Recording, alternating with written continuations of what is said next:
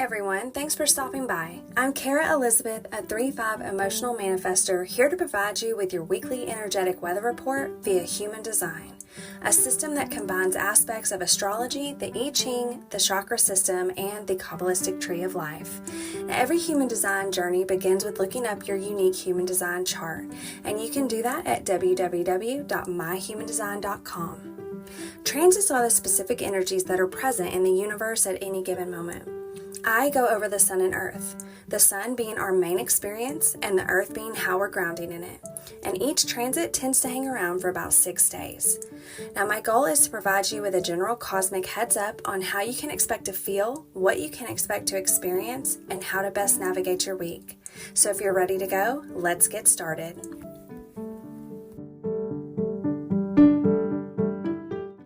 All right, you guys, it is that time again. We have just shifted transits for the week. So for the next 6 days, this is going to be your energy to look forward to. So the sun has just shifted into gate 3, which is all about the gift of innovation. And the earth has shifted into gate 50, and that brings with it the gift of having a strong value system. So without further ado, let's just go ahead and get right on into this. So the gate 3 is coming out of the sacral center. So if you are one of my fellow non-energy beings, then you could possibly, depending on what else you have defined, in your root or sacral, you could potentially have a defined sacral this week. So just go ahead and take note of that. You may have a little bit more energy to get things done than normal. However, that is just dependent upon your chart, which you can always look that up if you don't know it or don't have it at www.myhumandesign.com. And then the gate 50 is coming out of the splenic center. And so it looks like this week we are still continuing with that theme of facing our fears. So the spleen is a fear center, it's an intuition center, and each one of the gates out of the spleen comes with a specific fear that we deal with. And I believe, if I'm not mistaken, that the gate 50 is a fear of responsibility. So you can just kind of take that however that fits you this week. But that's what's, in a nutshell, what we're going to be dealing with. So now the sun, which is our main experience in gate 3, let's go ahead and see what Jenna Zoe has to say about that one. So she says that people with the gift 3 are here to turn chaos into goodness. There is an aspect of the human experience or life that you came here to transform into something more enjoyable. So in order for gift 3 folks, which we all are going to have this gift this week for the next 6 days. In order for gift 3 people to be able to do this, though, life will make them feel really inconvenienced or pained by the aspects of life that they are here to improve. Oh, so this week, you guys, really pay attention to what the biggest pain in your ass is. And that's the thing that you are here to improve while you're playing in this energy, okay? So, whatever affects you deeply is what you're going to be most wanting to change, not just for yourself, but for everyone. But usually you'll be moved to want to change it for yourself first. And it's likely that life will make it something that saddened or maddened you personally, so that you are really familiar with the negative experience of it. If you are ever wanting to get clear on what your contribution in life is, think about what aspects of life really gripe on you. What really frustrates or upsets you? What feels like such a roadblock or stands in your way? Think as far back as you can, because life can introduce these inconveniences as early on as you can remember. So go back to childhood, babies. Eek. All right, this gift is about overcoming difficulties in the beginning and using it as a signpost towards something that'll make it non-existent. You're here to introduce a new way of doing it, a new solution, new product or service or way of doing things, a new approach, or even just a new understanding of it. So that's the main experience for the week. In a nutshell, which I think I've said that twice already. I don't know why I keep saying that phrase, but it's reminding me of a book that I read, and it's about the acorn theory. Oh God, this is like, I just got chills. So let me talk about this for a minute. It's about the acorn theory, and I believe it was, I don't know the name, but I believe it was a psychologist that came up with it. But he states that within every acorn, it contains the entire oak tree. So let me rephrase that. Yeah. Within every acorn is an entire oak tree.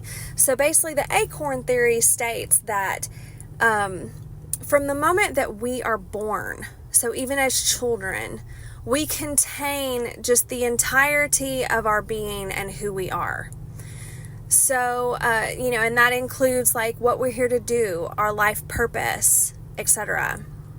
And if we can, and most of the time, like, you can't really see it when you're in it, but in hindsight, it makes a lot of sense. So basically he's saying that, like, if you can look back in your childhood, look at your childhood experiences, and really, you can start to like kind of piece together what your purpose here is on this earth.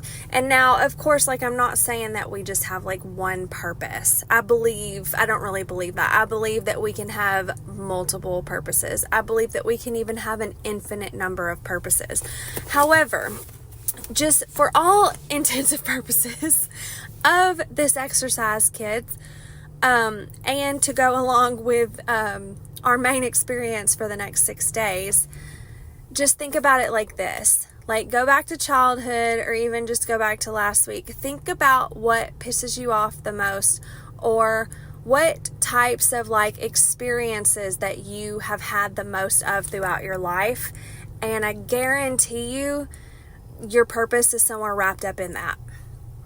So, anyways, that's that. I don't want to get like too far off on a tangent because, if you're interested in more information on the acorn theory, you can Google it, and I'm sure that book would be very easy to find. It's a very fascinating theory if you want to dive into it, but I feel like it really, really plays into the transit this week if we want to like get a deeper understanding of it. So, okay, moving on. How to best flex the energy for this week is don't try to solve the problem from the level that it was created. So it's basically like you can't fix chaos with more chaos. Like you really can't fix anger with more anger. Think about it like that. So this gift is really tied to innovation and ideals. So it's important that you create new alternatives based on your vision of a dream scenario instead of trying to think at the level of the current problem. So elevate your viewpoint up higher and see it from there. Ask yourself, if we were starting from a blank slate, how would we ideally do this? And what comes to mind with this is John Lennon's song Imagine. I feel like this is like perfect example of how to best flex this gift. Because like with that song, he's like he's singing about, the most perfect world.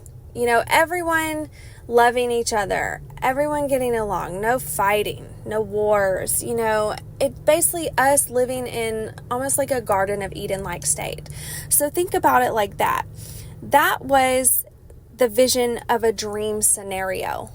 Instead of him, just coming at it from singing about everything that's wrong in the world, he sings about everything that he can imagine is right with the world.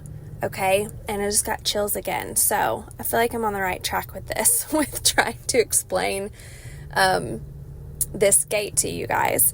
So with that, let's just continue. So staying connected to your idealistic side is very important right now because it's crucial to having fun for you. Seeing this process of invention and innovation as a playful thing rather than a burden or a duty opens your heart, which in turn opens up your energy for you to receive more of those genius innovations. And if you don't, things start to feel hard and heavy for you because remember, you are programmed to extra notice the inconveniences and less than great ways that we're going about things currently. So work on knowing that this is all here to catapult you to your success. And if it was all already ideal, we wouldn't even need to come here. And don't shame yourself for those negative reactions that you've had along the way either, because they are the reactions that have held the keys to your genius. Chills again. Yeah, don't beat yourself up for reacting and having like negative reactions to things that you see that aren't working.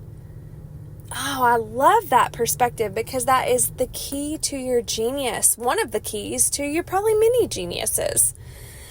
Okay. And the last thing she talks about is a key to being your most innovative self is by not staying attached to old convictions or principles that don't fit in with your newly elevated viewpoints.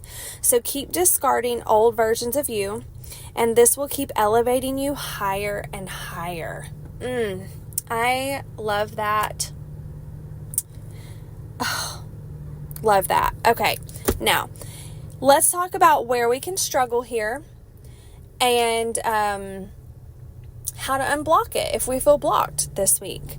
And that is by dancing with the chaos. So we've all been taught to be afraid of chaos because it means something or someone is quote unquote wrong or bad.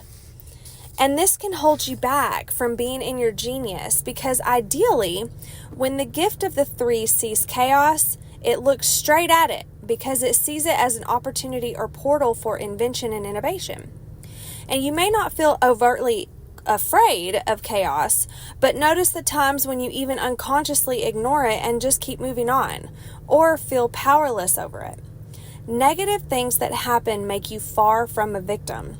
They come into your life to give you power and reconnect you with your zone of genius. The universe actually creates solutions first and uses the problem simply as a gateway to lead us to the solution. So remember, there's nothing bad that will happen to you by connecting to that pain or inconvenience. Create space between that thing and you by picturing yourself up here and the problem down there at your feet at your service. It was never bigger than you, scarier than you, carrying a damning sentence. It was actually light in disguise. Goodness, you guys. How is that for the main show this week? And it really, I love her explanation of it because it truly takes so much of the fear out of it, doesn't it?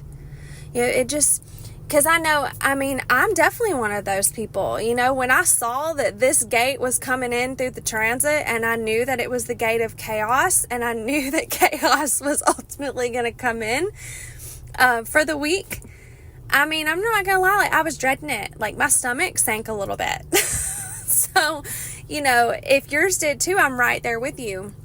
But I just, like I said, this Jenna Zoe, I believe she's a projector, and she just has like such a beautiful way of like guiding this energy in a way that doesn't make it so scary. And I love it. I love the way she guides us here.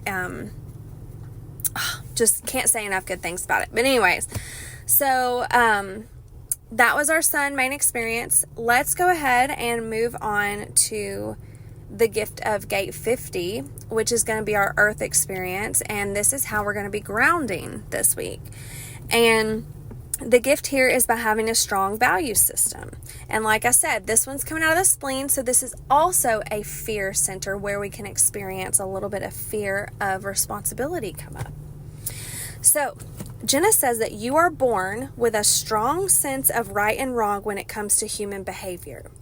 You hold yourself to a very high standard of integrity and moral conduct, and this is part of what you're here to do for others, to be an example and to create more fairness and honor when interacting with each other. This gift is so ingrained in you and in all of us right now through the transit that it's like a strong inner knowing, and you find it difficult to do wrong, especially if you know it. So whether you try to or not, you're a gatekeeper of morality.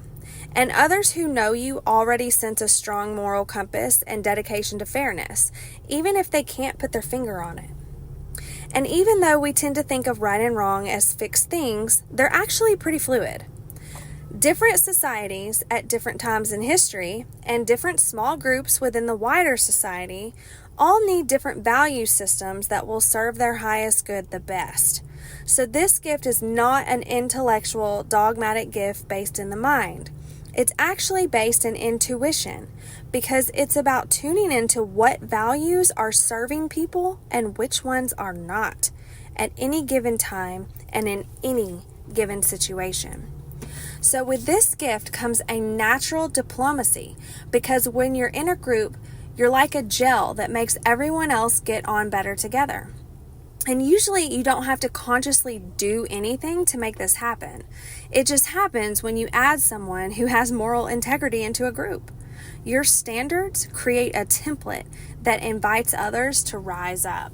All right, so main thing about this week is paying attention to what we value the most. And like she's talking about, our values can change. They shift with us over time, because you are not the same person you were last year, or even, maybe even a week ago, and it's like something you valued 10 years ago, you may not value anymore now. So I feel like that this is just a time that's coming up for us in transit to really help us to just to almost do like a little check-in with ourselves, what are we valuing? What are we no longer valuing? Is there anything that we need to tweak here?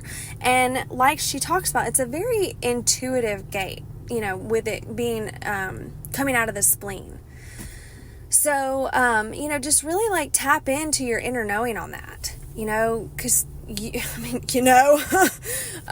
you're really the only one that's going to be able to answer that question for you. And you're going to be the only one who truly knows, what is correct for you to value and what is not correct for you. So with that being said, let's just go ahead and move into how Jenna talks about to best flex this gift. So to use it to its full potential. And she says it's by keeping evolving your own values. Hello, which is basically what I just said. So let's see what she has to say. So she starts off by saying it's good to keep asking yourself what values that we still hold dear are actually out of date.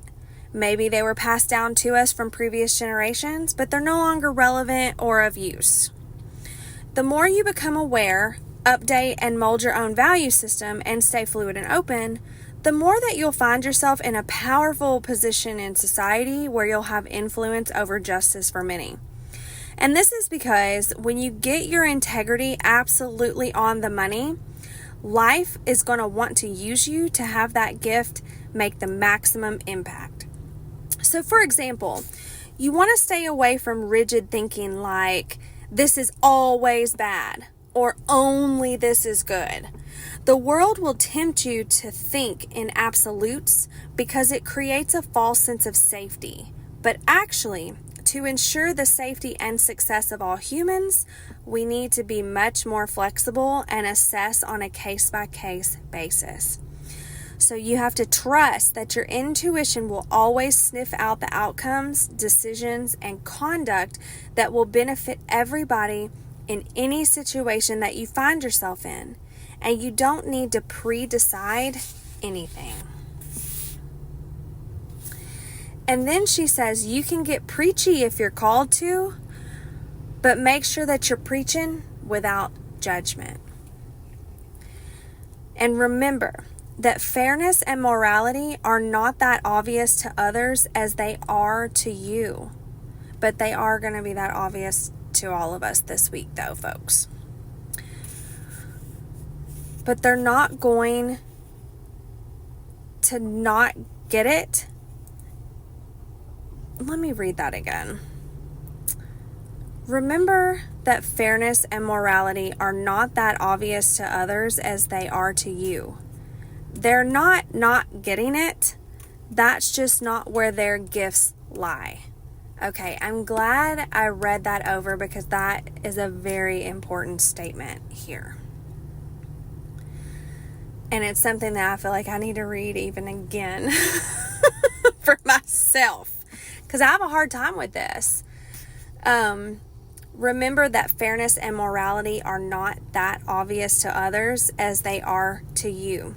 Because remember, like I said, it's all about your intuition. What does your intuition say is right and wrong for you in the moment? Okay, it's a very in the moment thing. Plus, we're going to be in the sacral. That's also a very in the moment thing. So I feel like word of caution, in the moment, okay? Remember to stay as open and fluid as possible this week. All right. Now, last but certainly not least, where can we block ourselves here?